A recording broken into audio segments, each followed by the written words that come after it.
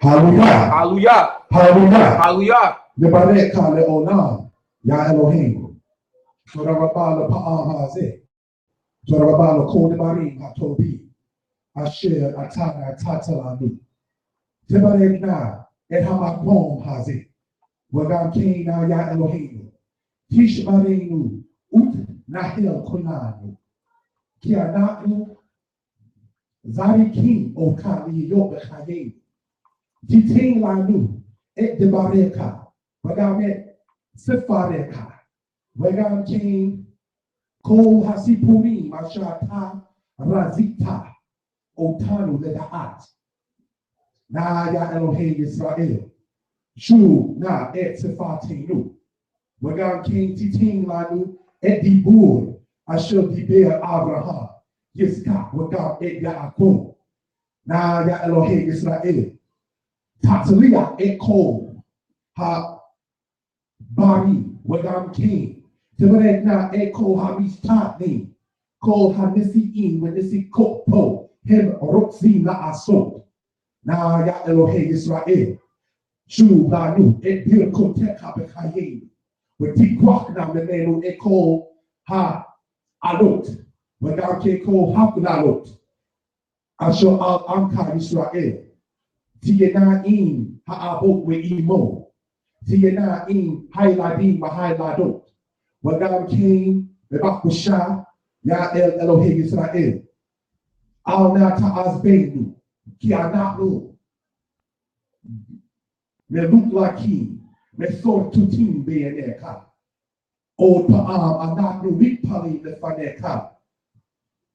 Lekapir kunanu. Lemakir kunanu.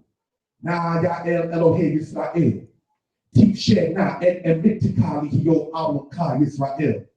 Wagam king. Tiyena'in ko hamorim. Wagam king ko hanisi'in. Wagam king ko hanisikopo. Wagam king ko lemakanot bene amka Israel. Tiyena'in bene Israel be'eretz sham be'eretz kal be'eretz yafet. Wagam king ko iye hayami. Kiata he preksta e amka. Roko pa'ate ha'aretz. Shu ko shite bene Yaakov.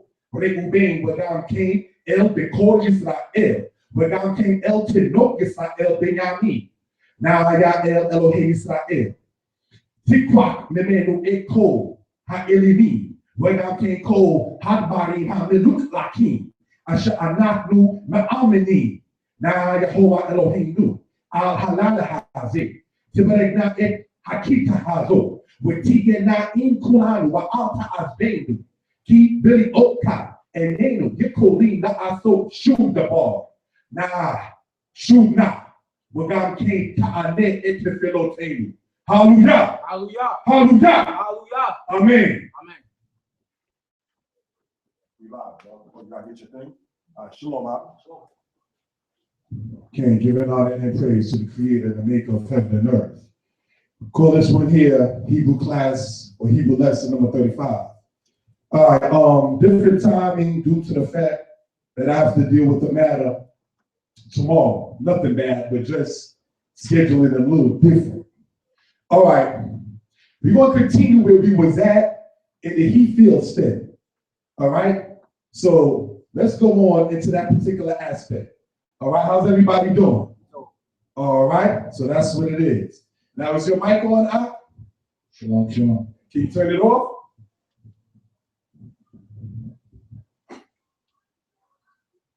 All right.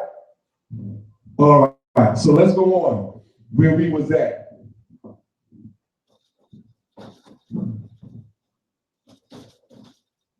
We're going to start in what is referred to as the Ayin-Waw aspect. The Ayin-Waw verb is any verb, all right, that has a waw as the second letter. Now, we may already remember that the letter waw is the sixth letter of the Hebrew alphabet.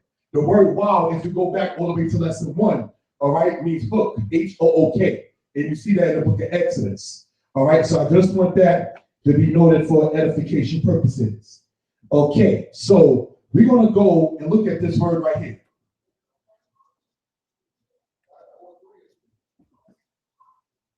This is a noon, a waw, and a ket, right? Most times you would say this as the word noach, transliterated as the word Noah. But noach means comfort or rest. So we can gain an understanding and understand what this is talking about. Now, in Hebrew, this falls actually under both the qual stem and the Hifil stem. And within what is referred to as the qual stem, it means to rest or to be at comfort. Now, in the Hifil stem, all right, which is generally the causative of the qual, all right, it goes under the aspect of basically meaning to be quiet or to cause one to rest. So we're going to go in this book right here, part of the cover. If it can be seen, the 201 Hebrew verbs. Okay.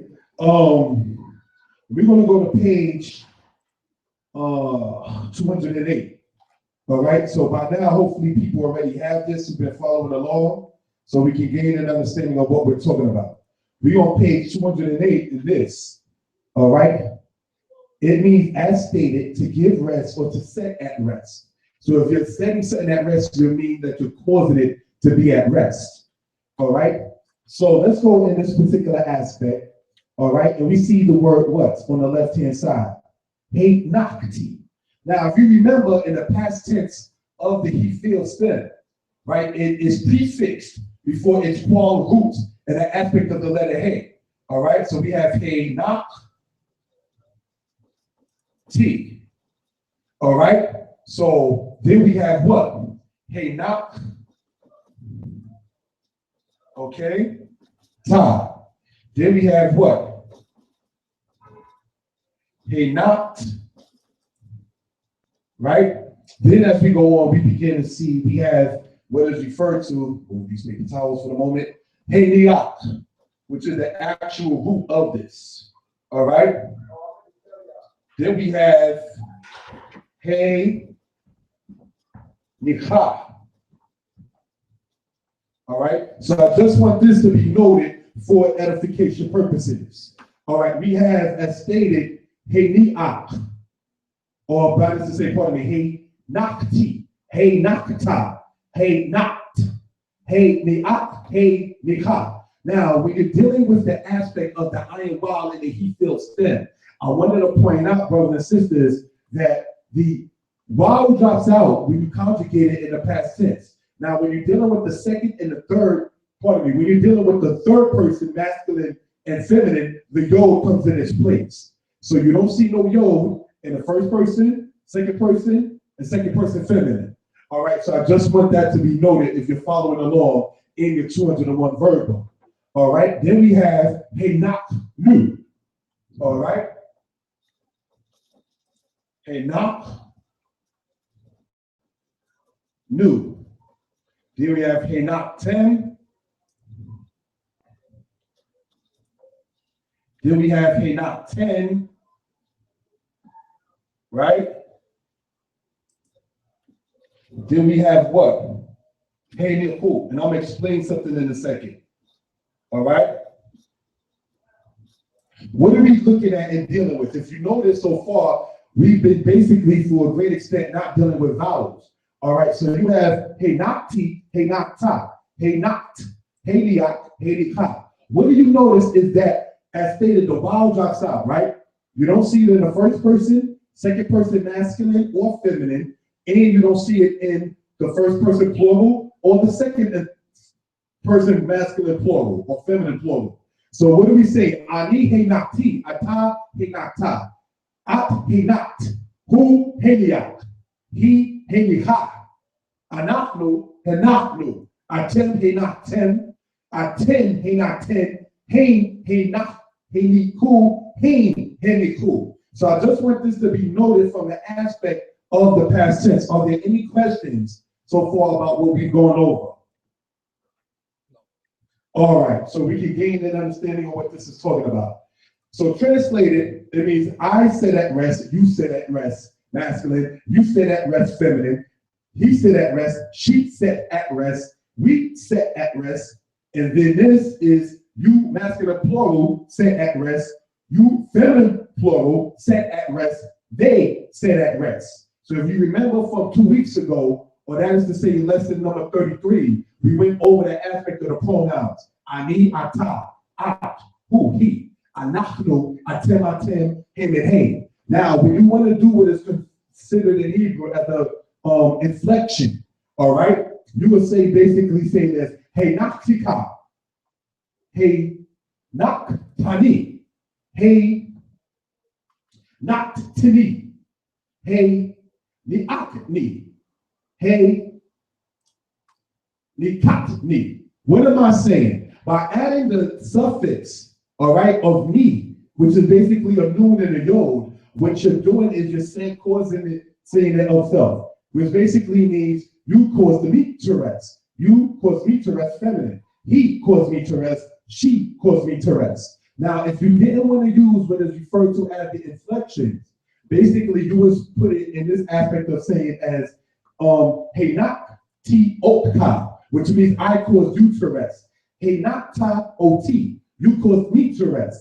Hey not oto, you caused him to rest when you're speaking to a female.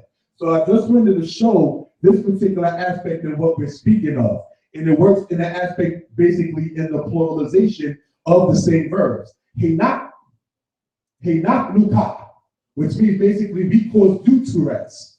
All right, or you can say hey not nu opka, either or works. If you remember the other pronouns as oti, oka, otak, oto, otah, otanu, and ken, otam, and otan.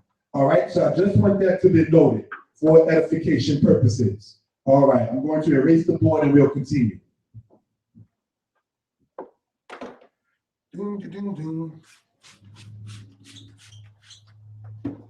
Look at the beautiful, oh, I said that.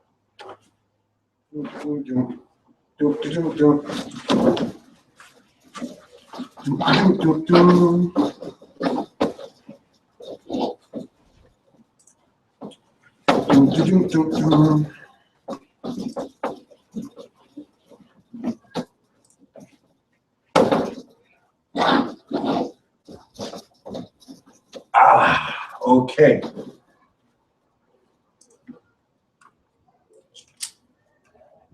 Shalom. Now we're dealing with now the present tense of the same aspect. Now, if you remember in the present tense of the Hifil, right, it takes a man as its prefix.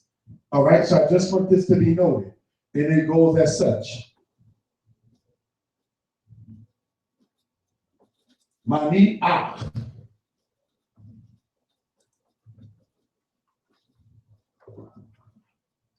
Mani ha.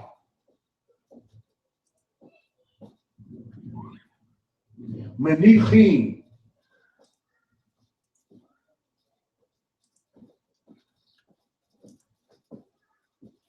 And menichot.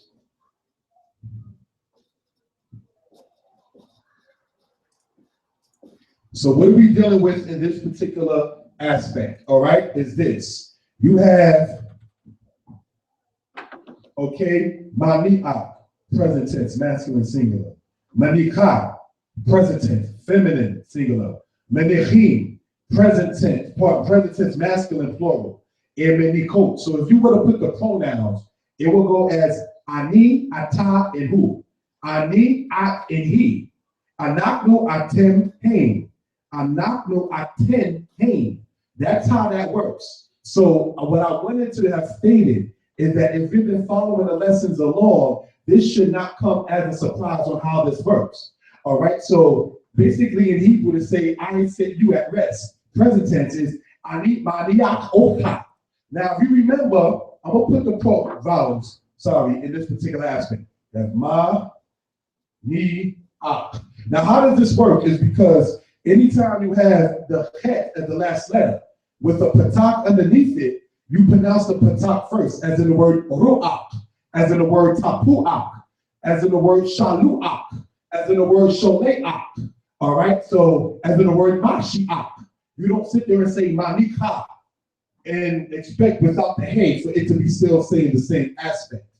All right, so I just want that to be noted for edification purposes. Are there any questions? So we will have a female speaking of herself will say, ani manika opka. which means she is saying to a male, I am setting you at rest. All right, present tense. If you remember, one thing to emphasize with the Hifil stem is the men take the present tense stuff, prefix, all right? And the hey takes the aspect of the past tense of such, all right? So this is something I wanted to point out for emphasis purposes, all right? Now, in the future tense of this particular thing, there's no questions, I want to show just how simplistic and easy this aspect is, all right? And it's this. Ani ak. Tani ak. Remember, Hebrew goes by pattern, right? Tani, what? He. All right, if you're following along inside your 201 verb book, we are on page 209. All right, then you have Yani ak, and then again, Ta-ni ak. So what are we dealing with? I want to emphasize yet again, because Hebrew, you will see a pattern, thus repetition. The second person masculine singular is the same word in the future tense as the third person feminine singular. So taniak means either you will set at rest or she will set at rest. So I just wanted to point that out. So sometimes people try to emphasize using the aspect of the pronouns in dealing with the future tense and the present tense, all right? Ani aniak oka, I am setting you at rest. Ata taniak oto, you are setting him at rest.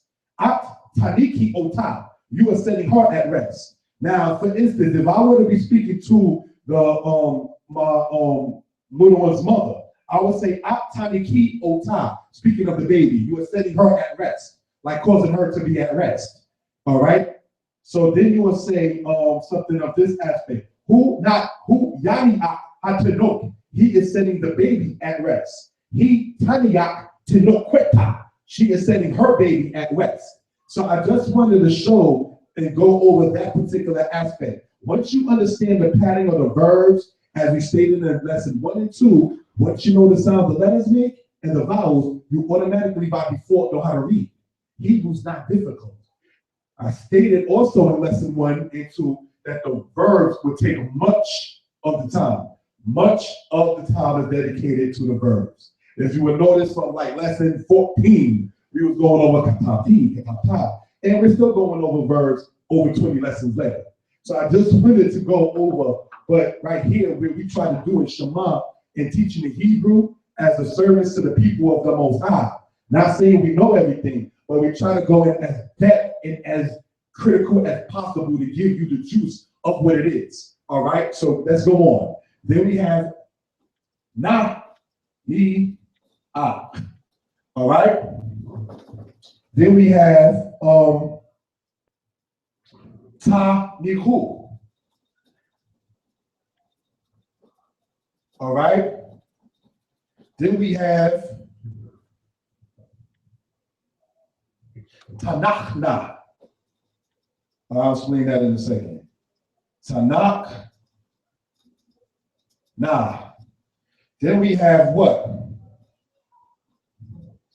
Yani. Cool. Then we have what? Tanakh yet again. Now let me explain what I'm talking about yet again in this aspect of the future tense. All right.